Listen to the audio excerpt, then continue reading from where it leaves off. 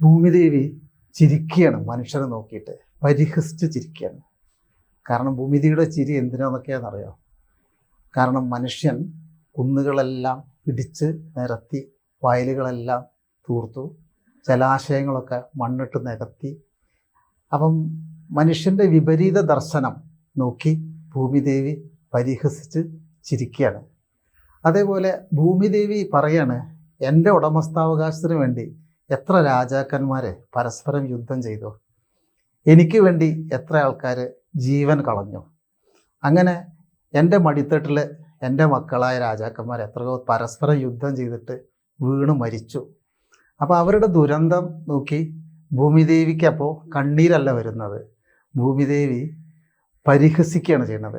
എവിടെ എത്തും ഈ കഥ? എന്താണ് അവർ വിചാരിക്കുന്നു? അവരാണ് ഇതിൻ്റെ ഉടമസ്ഥാവകാശികൾ, അവരാണ് എന്ന് വിചാരിച്ച് അവർ ജീവൻ കളയുന്നു എന്ന് ഭൂമിദേവി പറയുന്നുണ്ട്. അതേപോലെ എത്ര രാജാക്കന്മാരുടെ ജയത്തിൻ്റെയും തോൽവിയുടെയും കഥയാണ് ചരിത്രമായിട്ട് പറയുന്നത്. അതുകൊണ്ട് ഞാനും പരീക്ഷിത്തെ കുറേ രാജാക്കന്മാരുടെ കഥകൾ അങ്ങക്ക് പറഞ്ഞു തന്നു. പക്ഷെ ആ കഥകളൊന്നും തന്നെ യഥാർത്ഥത്തിലുള്ളതല്ല, യഥാതഥമല്ല. മറിച്ച് ഈ ഒരു ദർശനപരമായിട്ട് ഇതിൻ്റെ യുദ്ധത്തിൻ്റെ അർത്ഥരാഹിത്യത്തെ മനസ്സിലാക്കാൻ വേണ്ടിയിട്ട് ഞാൻ പുലിപ്പിച്ചു തന്ന കഥകളാണ്. അതുകൊണ്ട് ആ കഥകളുടെ തത്വം മാത്രം മനസ്സിലാക്കുക.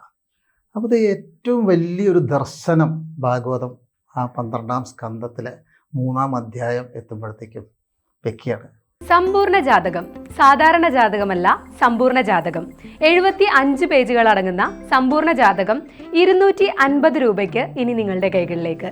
അതിനായി നിങ്ങൾ ചെയ്യേണ്ടത് ഇത്രമാത്രം: താഴെ കാണുന്ന നമ്പറിൽ ബന്ധപ്പെടുക.